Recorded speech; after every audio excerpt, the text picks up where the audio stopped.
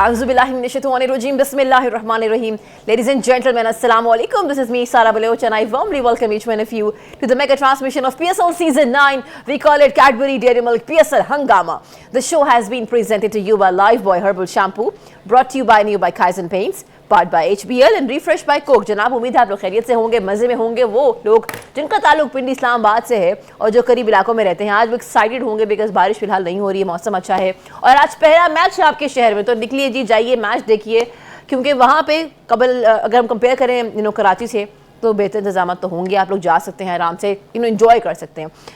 थोड़ी देर में हमारे रिपोर्टर हमें ज्वाइन करेंगे and will be able to know the exact thing. Pitch report देखेंगे, टॉस के ऊपर बातचीत होगी। लेकिन आज 20th नंबर ऑफ मैच है between the promising Peshawar Zalmi and between the struggling Islamabad United.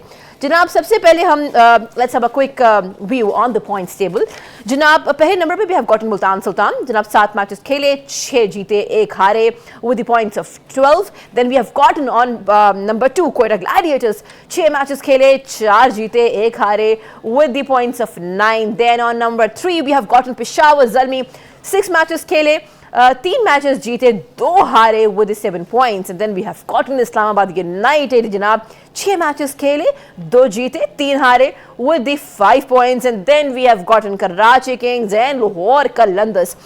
जनाब याद रहे कि पेशावर ज़ल्मी ने अपने स्टार्टिंग के 2 मैचेस जनाब हारे थे और फिर कंसेक्यूटिवली 3 मैचेस जीते। जहां बात करें इस्लामाबाद यूनाइटेड की, पहला विन किया, फिर जनाब 3 कंसेक्यूटिवली हारे और लास्ट मैच दोबारा से विन किया। तो ये उनकी सूरत हाल है।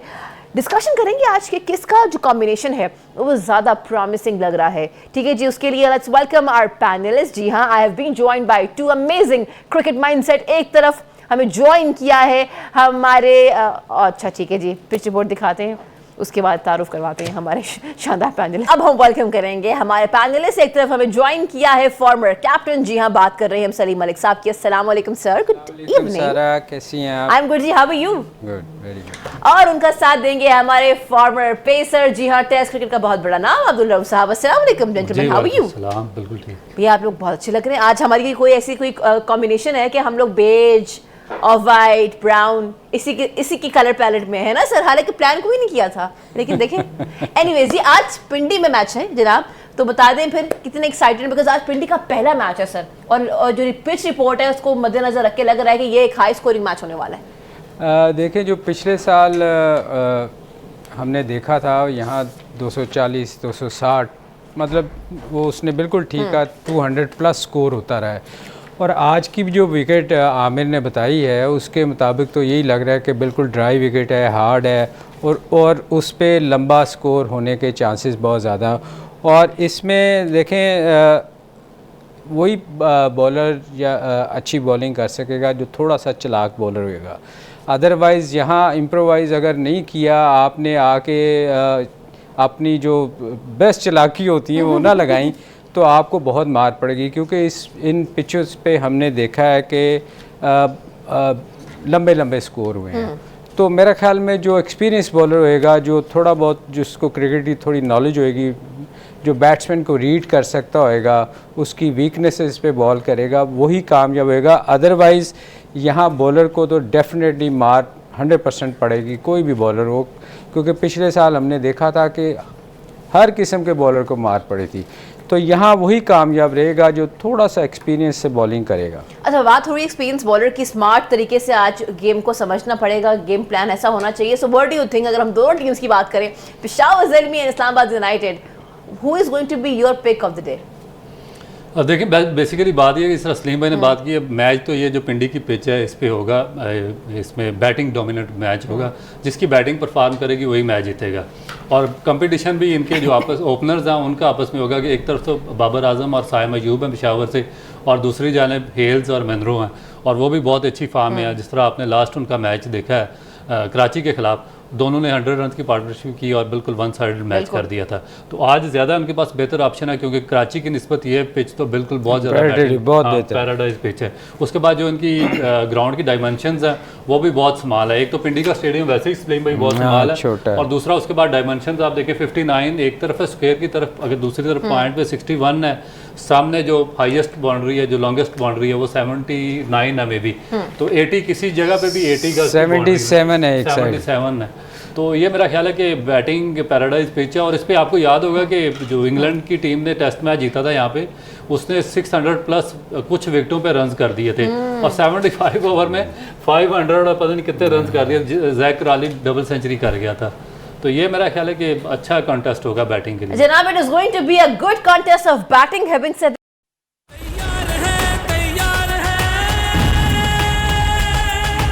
You've been watching our special transmission of PSL Season 9. We call it Cadbury Dairy Milk PSL Hangama. The show has been presented to you by Lifebuoy Herbal Shampoo, brought to you by New by Kaizen Paints, powered by HBL and refreshed by Coke. थोड़ी ही देर में जनाब toss होगा और देखते हैं कि आज कौन टॉस जीतकर पहले बैटिंग की ऑप्शन को जो है वो अपने नाम करता है, बिकॉज अपेरेंटली लग ये रहा है कि बड़ी कमाल पिच है बैटर्स के लिए। I come to you sir, batters के लिए बेहतरीन पिच है, तो आज क्या लगता है आपको जो भी टॉस जीतेगा वो पहले बैटिंग पे ही जाएगा? अंडरस्टूड है ये सारा? इससे पहले जो हम इतना अच्छा म्यूज़िक का प्रोग्राम चल रहा था, सारा हमें गाना सुना रही थी और माशाल्लाह बहुत अच्छी आवाज़ है सारा की, और हम बहुत एंजॉय कर रहे थे। हम दोनों कह रहे थे क्रिकेट की बातें तो उसने बुला दी है इसमें सारा देखे। और भी मेरा ख्याल है कि सेकंड बैटिंग वाले को चांस होगा, क्योंकि पिछले साल जो हम देखते रहे कि जिसने भी पेशावर ने 2 दफ़ा 240 किया, फिर 260 किया और वो चेज़ होने लगा था। तो इसलिए मेरा ख्याल है चांस जो है पिछले साल को देखते हुए मेरा टीम कोशिश करेगी कि वो सेकंड बैटिंग करे। तो अब ये डिपेंड करता है कि किसकी किस्मत साथ देती है, कौन टॉस जीता है कौन नहीं जीता। मगर मेरे ख्याल में इस टीम में 2 प्लेयर ऐसे हैं, ये इस्लामाबाद में कॉलिन मिनरो और हेल्स। ये अगर हेल्स और ये इन दोनों में से अगर कोई खड़ा हो गया ना, तो ये ऐसे प्लेयर हैं कि बड़ा लंबा स्कोर करेंगे और ये विकेटें इनको सूट करती हैं। बाउंस भी होएगा हल्का सा, ये कराची की टाइप नहीं है कि बॉल रुक के आएगा। तो ये 2 प्लेयर बड़े डेंजरस हो सकते हैं पेशावर के लिए। और उधर से बाबर और सैम वगैरह या हारिस वो अच्छा खेलते हैं, हसीबुल्लाह भी अच्छा खेलते हैं, पर मगर ये जो 2 प्लेयर है ना, हेल्स एंड मुनरो, ये बड़े की प्लेयर होंगे आज के मैच में। अगर ये इनको आउट करने में कामयाब हो जाते हैं तो मेरा ख्याल है पेशावर के लिए बड़ी आसानी होगी। अगर ये इनमें से एक भी रुक गया तो ये बड़ा लंबा स्कोर करेंगे। और स्पेशली जो हेल्स है ये तो फिर रुकता ही नहीं है ना, ये तो फिर आप देखिएगा कि उसको मौका मिले हमें देखने का इनिंग्स बड़े चक्के मारता है। देखते हैं जी इनका ओपनिंग पेयर जो है आज वो क्या करता है। लेकिन हिस्ट्री के एतबार से इस्लामाबाद जब सेकंड बैटिंग करता है तो शानदार खेलता है, ठीक है ना, उसके विनिंग चांसेस भी हमने देखे हैं हिस्ट्री में ज़्यादा रहे हैं। लेकिन अगर पेशावर जल्दी पहला के खेलता है तो वो एक इम्पैक्ट क्रिएट करता है। क्या लगता है आपको कि ये जो है आज सर ने कहा कि पहले जो बाद में जो बैटिंग करेगा उसको फेवर होगी, what is your take on it? देखिए बिल्कुल ठीक है, और मेरा ख्याल है कि जो टीम पहले बैटिंग करेगी उस पर ज़्यादा प्रेशर आएगा। उस पर ज़्यादा प्रेशर इसलिए आएगा कि उनको पता नहीं होगा कि स्कोर करना कितना और 200 प्लस रन्स करेंगे तो वो सेकंड के लिए हर्डल क्रिएट कर सकेंगे। और मेरा ख्याल है कि अगर इस्लामाबाद की टीम यहाँ पर टॉस जीती है तो इस्लामाबाद डेफिनेट वो सेकंड बैटिंग पे जाएंगे और पहले बॉलिंग पे जाएंगे, क्योंकि जो लास्ट मैच हुआ वो हालांकि थोड़ा सा एक मुश्किल पिच थी लाहौर में, तो उसमें भी आजम खान ने जो 80 प्लस रन्स किए थे और एक अच्छी इनिंग खेली थी और बड़ा क्लोज कॉन्टेस्ट हुआ था, वो ऑलमोस्ट जीतने वाले थे मगर वो जीत नहीं सके। तो आज भी इनकी कोशिश होगी, क्योंकि जो फ्लैट पिच है तो उस पर इनकी यही कोशिश होगी कि सेकंड बैटिंग ये करें, क्योंकि इनकी जो बॉलिंग है वो स्ट्रगल कर रही है और इनकी बॉलिंग में इतनी ज़्यादा डेप्थ नहीं है कि जो कि जितना भी स्कोर हो उसको वो डिफेंड कर सकें। स्पिनर्स नो डाउट इनके पास मेरा ख्याल है कि आरिश शकूब है, नहीं इनके इस्लामाबाद के पास तो खुद है ना कप्तान, और शादाब उसको आगा सलमान से करवाते हैं, उसके बाद वो करवा लेते हैं, अमाद वसीम करवाता है बॉलिंग। मगर मेरा नहीं ख्याल कि इनकी फास्ट बॉलिंग में इतनी डेप्थ है कि सेकंड टाइम पे जाके ये रावलपिंडी की जो एक बैटिंग पैराडाइज पिच है उस पर डिफेंड करेंगे। तो इसमें रऊफ़ मेरा ख्याल है इनको सूट करती है ये पिच, इस्लामाबाद की सीधी पिच है। इनके जितने भी बैट्समैन हैं नीचे से आज़म खान ले लें या अमाद वसीम ले लें या ख़ुद शादाब को ले लो, ये इनको सूट करती है ये इस्लामाबाद वाली पिच। तो मेरा ख्याल है बैटिंग में जितना भी अगर बाबर पहले बारी लेता है, क्योंकि बाबर की ही टीम लास्ट ईयर 240 करके आ रही है और 260 करके तो एक और भी सलीम भाई देखिए इन्होंने ना वो जो चेंज बॉलिंग में किया वो भी इतना ज़्यादा वर्क हुआ नहीं अभी तक। वो नवीन अल हक को लाए हैं, मतलब उसकी आप इकानमी अगर देखें ना तो वो 11.75 की इकानमी, तो इतना ज़्यादा कोई इम्पैक्ट अभी तक वो उस तरह क्रिएट कर नहीं सका जिस तरह वो पास्ट में करता रहा। वैसे रऊफ़ अगर 2 दिन बारिश तो काफ़ी वहाँ बारिश 2-3 दिन से हुई है, मे बी पहली बारी में थोड़ा सा फास्ट बॉलर को हेल्प कर दे, ये अब देखना पड़ेगा। वैसे तो जो आमिर ने कहा है कि उसके मुताबिक तो बड़ी हार्ड और ड्राई विकेट है, मगर मेरा ख्याल है कई दफ़ा पता नहीं चलता, जब बॉल पहला गिरेगा ना फिर पता चलेगा कि इसमें मॉइस्चर है, अगर हुआ तो वो फिर फास्ट बॉलर को सूट करेगी और स्पिनर को भी सूट करेगी। टाइम है, हाँ बात कीजिए ना। ये बिल्कुल एग्जैक्टली आपने ठीक, क्योंकि हम लास्ट ईयर MCL खेले थे, मास्टर क्रिकेट लीग, मैं भी खेला था उसमें। I was also there, हाँ, उसमें ये मॉइस्चर का बिल्कुल फैक्ट आया था और बॉल सीम भी हो रहा था बाद में, लेकिन फ्लैट पिच थी, मगर थोड़ा सा जो एडवांटेज था वो फास्ट बॉलर्स को वहाँ पे मिल रहा था। बड़ा मजा आया था, लेकिन I remember that league also. जहाँ ये बातें हो रही है वहाँ पे अच्छा लगता है कि ओवरसीज खिलाड़ी पाकिस्तान की PSL लीग के बारे में बड़ा अच्छा बात करें।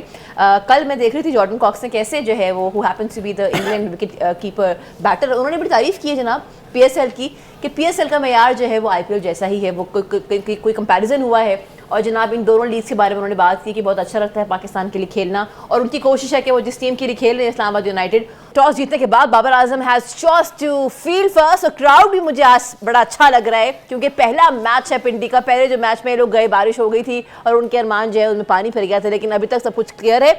Having said that, there are changes in Peshawar Zalmi जनाब प्लेइंग 11 बताते हैं। Saim Ayub, Babar Azam, Mohammad Haris, Cadmore, Powell, Walter, Aamir Jamal, Lookwood, Mohammad Zishan, Arif Yaqub and Salman Irshad. So there are changes. How do you like the changes? हाँ जी, Aamir Jamal. Yes.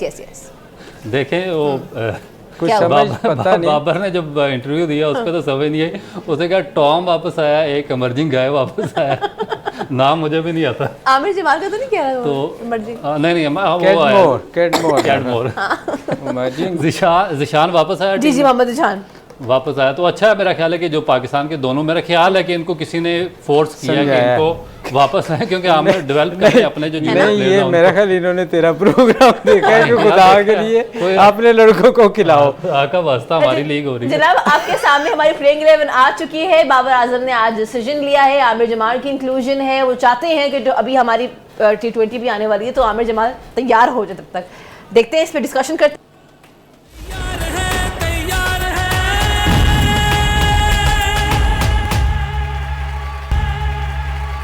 Watching our special transmission of PSL Season 9, we call it Cadbury Dairy Milk PSL Hungama. This show has been presented to you by Lifebuoy Herbal Shampoo, brought to you by New by Kaizen Paints, powered by HBL and refreshed by Coke. देखते ही देखते वक्त गुजरता जा रहा है। आज 20वां match है जनाब, और कुछ ही दिन बाकी रह गए हैं, फिर जनाब ये तो हमारी मेमोरीज जो है ना वो रह जाएंगी। लेकिन जहाँ ये सारी बातें हो रही हैं, कॉन्ट्रोवर्शियल बातें बहुत ज़्यादा हैं, उस पर हम डिस्कशन करेंगे। लेकिन फिलहाल हसीबुल्ला को रिप्लेस किया है कैडमोर ने। Sir, how do you think कि ये रिप्लेसमेंट बनती थी? नहीं, मेरा नहीं ख्याल, क्योंकि देखें हसीबुल्ला बड़ा अच्छा परफॉर्म कर रहा था, और उसकी जगह आपने अगर किसी को खिलाना ही था तो किसी और की जगह आना चाहिए था। हसीबुल्ला इस टीम से बाहर नहीं होता था, और 3 चेंजेस कर दिए एकदम। क्रूशल मैच है, अगर हारते हैं तो ये नीचे आ सकते हैं। तो मेरा ख्याल है कि ये एक अच्छा डिसीजन नहीं है। आप देखें आमिर जमाल अच्छा नहीं कर रहा था, जिशान का भी जैसे रऊफ़ ने पिछली दफ़ा बताया था उसका एक्शन इन्होंने टोटली ख़राब कर दिया हुआ है। और किसकी जगह चेंज किया है? नवीन उल हक की जगह, और जो कि एक एक्सपीरियंस बॉलर है और वो रेगुलर अफ़गानिस्तान से खेलता है, एक अच्छा बॉलर है। तो ये जो चेंजेस किए हैं ये कुछ मुझे स्पेशली हसीबुल्ला की तो मुझे बिल्कुल ही समझ नहीं आई कि ये क्यों चेंज किया गया है। अच्छा, जहाँ बात हो रही है हसीबुल्ला की, ही हैज़ हिज रिजर्वेशंस कि ये डिसीजन, चाहे हसीबुल्ला को देख लें, आमिर जमाल को देख लें या मोहम्मद जिशान को, सलीम साहब कह रहे हैं कि ये चेंजेस बनते नहीं थे आज के मैच में। What is your take on the bowling unit जो चेंजेस आए आमिर जमाल के, मोहम्मद जिशान के? देखिए बॉलिंग यूनिट में नवीन उल हक को इन्होंने ज़िशान की जगह पे इसको रिप्लेस किया था, और मगर नवीन उल हक की अगर आप इकानमी देखिए, अभी जो 3 मैचेस खेला वो उसके लिए पेशावर से, तो उसमें 11.75 है। तो उसने अकॉर्डिंग टू जो उसकी एबिलिटी थी, जिस तरह वो पास में परफॉर्म करता आ रहा था, उस तरह परफॉर्म नहीं किया। तो डेफिनेट जो अपना यंगस्टर है, जिस तरह हम बात कर रहे थे कि PSL हमारा अपना ब्रांड है, तो जो अपने यंगस्टर्स हैं उनको पहले अपॉर्चुनिटी देनी चाहिए, इसी तरह आपके यंगस्टर डेवलप होंगे। क्योंकि अगर आप उनको 1 या 2 मैचेस देंगे और बाकी पूरा सीजन ड्रॉप कर देंगे, तो उनके लिए डेवलप होने का कोई चांस ही रह जाएगा। तो ये अच्छा किया, इसको भी लाया। फिर मेरा ख्याल है कि प्रेशर क्रिएट हुआ है, आमिर जमाल को वापस लाए, क्योंकि पाकिस्तान का इस वक्त मोस्ट एस्टेब्लिश ऑलराउंडर है जिसने ऑस्ट्रेलिया में परफॉर्म किया है। आसिफ अली आप देखेंगे जो लास्ट मैचेस हैं उनमें कोई इतना अप टू मार्क उसकी परफॉर्मेंस नहीं थी, तो उसकी जगह पे इन्होंने इसको रिप्लेस किया। मगर जो सलीम भाई ने बात की है ना, सबसे ज़्यादा मेरा कंसर्न उस पर है कि हसीबुल्लाह जो कि सबसे इस वक्त टेक्निकली बेस्ट बैट्समैन है, यंगस्टर है, और उसने हर टाइप के जो फार्मेट है, तीनों फार्मेट में टेस्ट फर्स्ट क्लास में उसने, लिस्ट ए में, T20 में उसने परफॉर्म किया हुआ है। तो उसको मेरा ख्याल है कि मज़ीद चांसेस ऊपर वाले नंबर पे देने चाहिए थे, क्योंकि एक मैच में उसने 42 किया और अगले मैच में उसका नंबर चेंज करके नंबर 6 पर लेकर चले गया। उसके बाद फिर उसको वापस उसको टीम से निकाल देना, तो ये ज़्यादती है थोड़ा। हाँ, मेरा ख्याल है ज़ीशान की जो अभी बात की है ना कि अपने प्लेयर्स को चांस देना चाहिए, मेरा ख्याल है इनको एक चीज़ रियलाइज़ करनी चाहिए थी कि नवीन उल हक जो थोड़ी सी मॉइस्चर वाली विकेट होती है, उसमें वर्ल्ड कप में उसने खेलने नहीं दिया था। तो मेरा ख्याल, मैं हमेशा कहता हूँ कि थोड़ी सी अक्ल इस्तेमाल करनी चाहिए, कि आपको विजन होना चाहिए कि कौन सा बॉलर किस विकेट पे अच्छी बॉलिंग कर सकता है। तो ये टोटली इन्होंने गलत उसको खिलाया, और नवीन उल हक को खिलाना चाहिए था, जो इन विकेटों का उसको एक्सपीरियंस है और बड़ी अच्छी बॉलिंग करता है इन विकेटों पे। ज़ीशान तो उसका तो एक्शन ही नहीं ठीक, वो नीचे गिर रहा होता है, मुंह उसका पेशावर की तरफ जा रहा होता है, तो उसको तो इन्होंने ख़राब कर दिया है। तो खिलाना ज़रूर चाहिए अपने प्लेयर्स को, पर मेरा ख्याल है जो सिलेक्शन होती है ना, वो पिच को देख के आपको ज़रूर करनी चाहिए। आपको लग रहा है कि यहाँ पे कैप्टनसी क्वेश्चन होती है कि आज उन्होंने इतनी बेहतर कैप्टनसी ये सारा ये जो सिलेक्शन होती है ना, ये पूरी कमेटी होती है आपकी जो टीम सेलेक्ट करती है। अकेले कैप्टन का रोल नहीं होता है, उसका बहुत मेजर रोल होता है, पर असल में आपकी कमेटी बैठती है, 3-4 लोग होते हैं जो आप डिसाइड करते हैं कि इस प्लेयर को खिलाना है। तो ये चीज़ें, इसका मतलब है सब ने ओवरलुक किया है उस चीज़ को, कि उन्होंने नवीन उल हक की उन स्पेल्स को देखा नहीं हुआ जो उसने इंडिया में गिली विकेटों पे किए थे। तो मेरा ख्याल है उसको मद्देनज़र रखना चाहिए था। देखिए, एक तरफ हमें आजम खान की एक ही इनिंग बेहतरीन परफॉर्मेंस नजर आई, लेकिन उनके कैप्टन ने उनको ड्रॉप नहीं किया था, हालांकि एवरीबडी क्वेश्चन, और एक इनिंग जो है वो उन्होंने वो अच्छी खेल गए। और वही हसीबुल्लाह की जहां बात हो रही है, बेहतरीन बल्लेबाज हैं, अब वहां पे चेंजेस आए, ये भी डिस्कशन नहीं हुई कि बीमार है, कोई वजह भी नहीं बताई, बस ये कह दिया जाए रिप्लेस कर दिया गया है। तो ये भी एक बात है ना सर, कि आजम खान जो नहीं खेल रहे थे और एक दिन अचानक से अच्छा खेल पड़े, वहां पे आपने उनको चेंज नहीं किया। वैसे वो सारा थ्रू आउट टूर्नामेंट भी अच्छा ना खेले तो वो ड्रॉप नहीं होगा। जैसे नवाज ड्रॉप नहीं होगा, वैसे वो ये गलत है। वो जो एक सुनते थे ना, सरफराज धोखा नहीं देगा, ये नवाज मेरा ख्याल इनको लगता है धोखा नहीं देगा, उसको खिलाए जा रहे हैं। जहाँ पे ये नवाज की बात अब शुरू हो चुकी है, तो मैं देख रही हूँ कि किस तरीके से फॉर्मर क्रिकेटर्स, हमारे शो पे हमने ये डिस्कशन की, मैं देख रही हूँ वैसे कि 24 के तवज्जुह से हम जो डिस्कशन यहाँ करते हैं ना, वो अगले ही दिन बल्कि रात को ही किसी और चैनल पे डिस्कशन शुरू हो जाती है, फिर चैनल्स क्या यूट्यूब का चर्चे होना शुरू हो जाते हैं। सो मोहम्मद नवाज को हम देख रहे हैं कि he is unable to create any impact. Having said that, वो ड्रॉप नहीं किया जा रहा, और ये समीन राना ने भी कहा है कि जनाब वो उनको हम ड्रॉप नहीं कर रहे। नहीं, वो बुपारा ने, सॉरी, मैं जल्दबाजी में समीर राना की डिस्कशन, हम उनकी भी डिस्कशन है एक, वो हम करेंगे थोड़ी देर के बाद। लेकिन बोपारा ने कहा है, रवि बोपारा ने, कि अभी फिलहाल हम उनको ड्रॉप नहीं करेंगे, वो PSL का बेहतरीन खिलाड़ी है, वो एक्सपीरियंस है, तो there is no chance in dropping him. Sir, what is your take? Coach कह रहे हैं ड्रॉप नहीं करना। ये मुझे लगता है बोपारा भी पाकिस्तान में आके पाकिस्तानी हो गया है, और यहाँ उसको किसी ने कहा है कि ये स्टेटमेंट दो।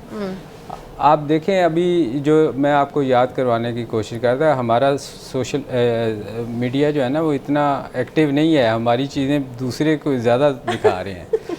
देखें, नवाज को किस बेस पे खिला रहे हैं, ये दूसरे चैनल पे कुछ लोगों ने की है ना बात, बिल्कुल की है। ये कहाँ से आ गया, इसको किधर से लेके आ गए, और भाई आप ही लोग सिलेक्टर थे, आप ही लोग सारा कुछ थे जो उनको पिछले 4 साल से सिलेक्ट कर रहे हो और खुद ही बैठ के कह रहे हैं कि ये कहाँ से आ गया इसको टीम में। यार वैसे ही रऊफ, ये कमाल है कि नहीं कमाल?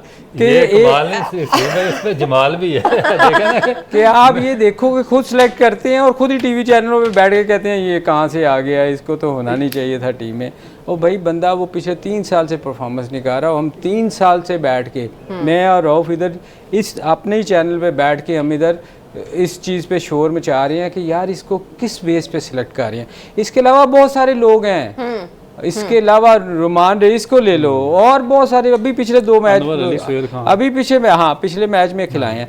ये इन लोगों को कौन खिला रहा है, कहाँ से आते हैं ये, और पाकिस्तान इन पे इतना इन्वेस्ट कर रहा है, मुझे तो समझ नहीं आती कि ये सलीम भाई मेरी बात, ये हमें क्लियर बात करनी पड़ेगी। ये क्वेश्चन मार्क बहुत बड़ा आता है आपके सिलेक्शन पैनल पे कि इस तरीके से कोई जस्टिफिकेशन इनको देनी पड़ेगी। ये कोई जस्टिफिकेशन नहीं। आप हर टूर्नामेंट में जो पास्ट के प्लेयर्स हैं, शायद लॉबी है, ग्रुप है, या फिर कोई करप्शन है, या फिर ये कुछ ऐसा सिस्टम चल रहा है जिसको बहुत हिडन रखा जा रहा है, जिसको छुपाया जा रहा है, क्योंकि काफ़ी यंगस्टर्स हैं। आपकी 22-24 करोड़ आबादी है, आपका फंक्शनल सिस्टम है, काफ़ी अरसे से चल रहा है। फिर एक ही लॉबी के लोग बार बार कैसे सिलेक्ट होके आ जाते हैं और बार बार टीम का हिस्सा बन जाते हैं। इस नवाज के लिए आपने मोहम्मद असगर जैसा जो लेफ्ट आर्म स्पिनर था, जिससे अपने पहले फर्स्ट क्लास डेब्यू में 13 विकेटें ली थी पोर्ट कासम के खिलाफ नेशनल बैंक की तरफ से खेलते हुए, वो सेकंड PSL का जो एडिशन था उसमें बेस्ट बॉलर हुआ वो, उसको आपने उसका कैरियर ख़त्म कर दिया।